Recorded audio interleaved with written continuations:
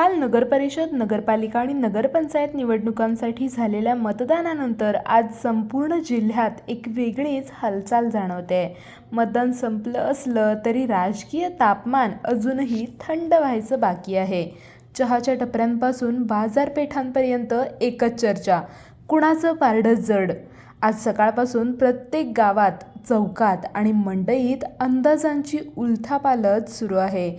लोक म्हणतायत यावेळी उमेदवारांपेक्षा काम बघूनच मतदान झालंय. मतदानाचा उत्साह थेट गावाच्या चर्चेत प्रतिबिंबतोय. बऱ्याच ठिकाणी सुरुवातीच्या तासातच मोठी मतदार उपस्थिती दिसली होती.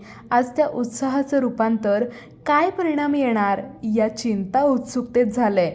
उमेदवारांची सकाळ तणावानेच, काही जण रात्रभर जागेच. मतदारांकडून मिळालेली प्रतिक्रिया, मतदान केंद्रांवरील गर्दी, आंतरकेंद्रांचे आकडे यावरून आपापले बिनधास्त अंदाज काढत आहेत.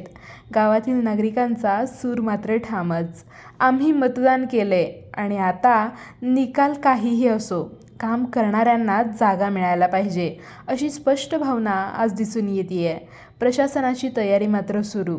निकाल जाहीर करताना गोंधळ होऊ नये म्हणून सुरक्षा, गणना केंद्रांची व्यवस्था, CCTV प्रणाली ही सर्व तयारी आजच सुरू झाली आहे.